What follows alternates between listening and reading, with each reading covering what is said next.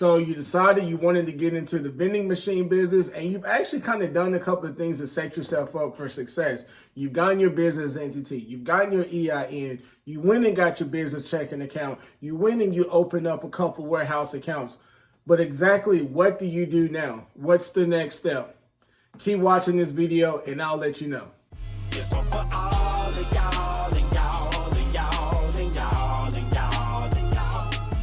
Hey, what's up guys? It's Real Estate Vince. As always, welcome back to my channel. And if you haven't guessed by the title, today we're going to be talking about vending machines. Now, previously I discussed some of the things that you need to do before getting into the vending machine business. And today we're going to take it a step further, okay? Now, if you didn't watch my first video, I will advise you to go back and watch it. It's not too long, but it gives a lot of good advice on some of the things that you need to do before you get into the vending machine business. And just to kind of sum things up, the things that I said in that first video was you need to create a business entity, which most likely will end up being an LLC. But once you create that LLC, you need to get that EIN, you need to get those articles of incorporation. All right. Then you need to get you a business checking account, and that business checking account 9 times out of 10 has to be with a bank that you already have a personal account with. And then once you do that, you need to open up a couple warehouse accounts. Okay. And when I say warehouse accounts, I mean stuff like Walmart or Sam's Club or BJ's or any store that sells wholesale products, because it's going to help you in the long run. So now we're going to speak as if you've done all of that and you're looking to take that next step. Okay, so one of the first things you need to do at this point is find where can you get actual vending machines. And there's a couple ways you can go about vending machines. There are tons of websites.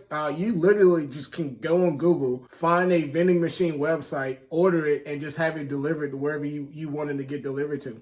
And that's the thing. A lot of these places will actually deliver the machines to the location. You know, you don't have to go somewhere and pick them up, or they won't ship them to your house. They will actually ship them to where you want the machine to actually end up being, okay? You can also go to a place such as Sam's Club. There are some stores out here that sell vending machines. And one thing that I would recommend would be going to an actual vending machine warehouse. And what I mean by that, there are warehouses all over the place, wherever you live. You just got to Google and you go there and there's just vending machines galore. Some will have new, some will have refurbished, some will have old that may need some maintenance, but they will be there, okay? Now, the great thing that I like about the warehouses and the vending machine websites is that even after they've shipped the vending machine to whatever location you wanted to go to, most will give some sort of a warranty, about 6 months, to where if you ever need any type of maintenance, they will come out there and they will assist you and they will help you with the vending machine. And another thing that I like about the warehouses, they will actually teach you how to operate the machine right there on the spot, because you're going to get these machines and you're not going to know how to operate them. Depending on the type of machine that you get, depending on who makes them, they all operate differently, and you're going to want to know how to operate them, because the worst thing that you're going to want to do is to be on site and have a problem with the machine, such as, you know, eating your money, or it's not dispensing products, or it's dispensing too many products and you not knowing how to fix it, because ultimately you're going to lose money, okay? So find a location to where you can actually get a vending machine from. However, do not buy a vending machine just yet, because the next thing that you need to do is actually secure a location.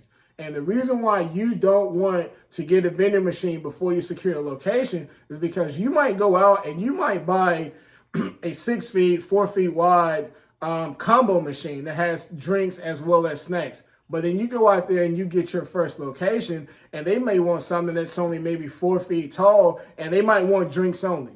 So now you got this vending machine, this combo machine, but it's not what the people want. So wait until you've actually gotten a location and you've had a chance to talk to the people who work there and let them tell you what it is that they want. Because you might have a ton of Gatorade sitting in your garage waiting to put into a vending machine, but then they might say, you know what, we just want water. If you can just give us 4 different types of water, that would be great. And now you're sitting here, you're going to have to go and buy more product because what you got the people don't want, okay? Now that you've secured the location and you've talked to the people who work there, you've assessed how many people are there and all that good stuff, and you know what type of products they want, one of the things that you need to do is get some sort of an operating agreement with that particular location, okay? And the operating agreement is it's standard, and it basically just kind of dictates how you guys are going to operate. How long are you going to keep the machine there? Whether or not you guys are paying commission,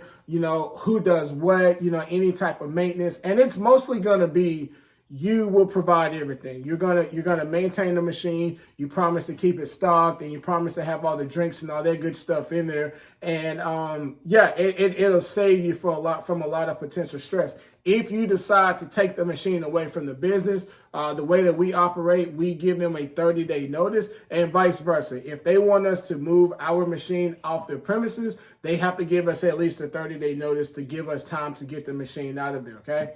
Now, I mentioned commission earlier. What I mean by commission, whenever you get a location, the people who work there, they're going to want you to pay some sort of a commission. The first thing that I will advise you is do not bring that up. Do not bring that topic up, okay? Because ultimately, that's more money out of your pocket. Let them ask about commission. And if they do ask about commission, that's on you as the individual owner as to whether or not you want to pay the commission and how much that you would pay if you end up paying. There's no standard set rate, so you guys can negotiate, okay? Now, with me and my partner, we have about 6 locations right now. We don't pay commission on any of those locations. We've been super fortunate. And essentially, what we tell the businesses is that, look, we're doing everything, okay? We're putting the machine here. We have to maintain it. We have to clean it. We have to go buy all the products. We have to stock the machine, you know, all that stuff. And all you guys are doing, you're just giving us a few feet of space, okay? And keeping in mind, we're keeping all of your clients, all of your employees, we're keeping everybody happy here because people are buying snacks because they want to snack on something. People are buying drinks because they're thirsty. So not only are we providing all the service, however, your people aren't having to leave the job site to go to the store, excuse me, because they have a vending machine right here on the site. So we're literally doing everything. Now, if you find yourself in a location and there's like 1,000 people that work there and the foot traffic is just crazy, yeah, go ahead and you offer up a little bit of commission because not offer, but accept it because it's going to help you in the long run. You're going to make a good deal of money, okay? So when it comes to the commission, like I say, try not to offer that up. Let the people who work there bring that up, and then you guys just kind of negotiate from there, all right? One of the last things that I want to talk about is bookkeeping. Okay, now I kind of touched on this on the previous video, but what I mean by bookkeeping, I mean your profit and your loss statement. Okay, now when it comes to keeping up your records, there's a couple ways that you can do that. At this point, me and my partner, we do our books our own. We have an Excel spreadsheet where it tracks all of our expenses and it tracks all of our revenue, and then it lets us know what our profit or our loss is at the end of the month. Thankfully, once we hit our first month of profit, it's been profit every month since then. And that should be the case for anybody getting into the business. You shouldn't have a profit one month and then have a loss the next month, unless you just have a bunch of crazy expenses just come up, okay? But keeping up with your profit and loss statement, it will let you know how you're doing as a business. It will let you know where all your money is going, and it will only help you out, okay? Now, there's a website out there, I believe it's called QuickBooks. And you can connect your checking card or your credit card to it. And every time you have a transaction, it will actually track that. But I'm not exactly sure if it would track the sales with the vending machine. I think you're still going to have to take the sales from the actual vending machine and transpose them into your profit and loss statement so that you can get a more accurate number, okay? Now, also, when it comes to your record keeping, I will mention this in a later video as well. You guys are going to have to pay something that it's called a sales and use tax. And essentially what that means is your state is basically charging you for every transaction you're having on your products, okay? So here's the thing. These vending machines, they come in one or two ways. They come with credit cards or they come without credit cards or a credit card reader.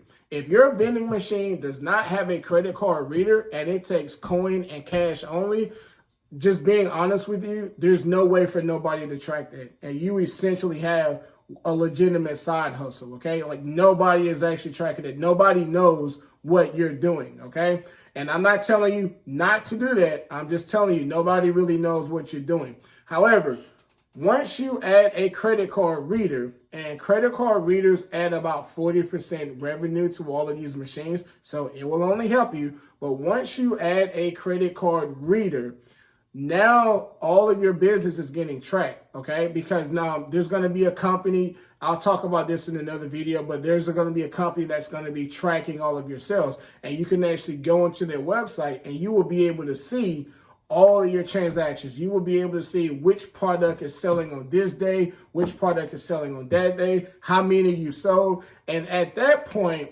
now the government on the state level, they see now that you're doing business now. And every 3 months, you're going to have to file what's called a sales and use tax.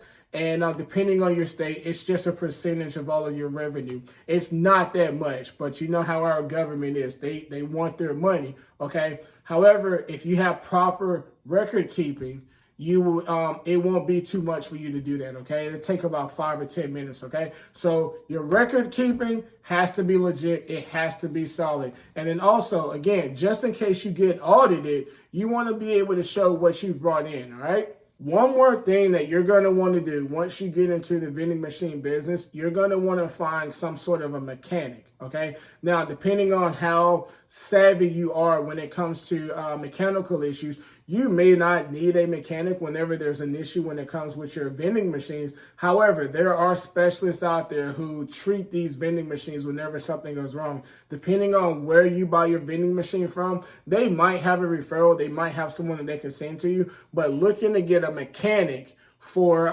just in case you have any problems, that won't hurt to always have that in your back pocket. All right. Okay, guys, that does it for this video. On the next video, we'll go over some of the fees that will be associated with being a vending machine business owner. And then I have one more video after that, okay? So as always, I appreciate you guys for watching. If you guys have any questions, feel free to shoot us an email at togosnacksllc@gmail.com, or you can comment on this video, okay? So I'll see you guys next time, all right? Appreciate it.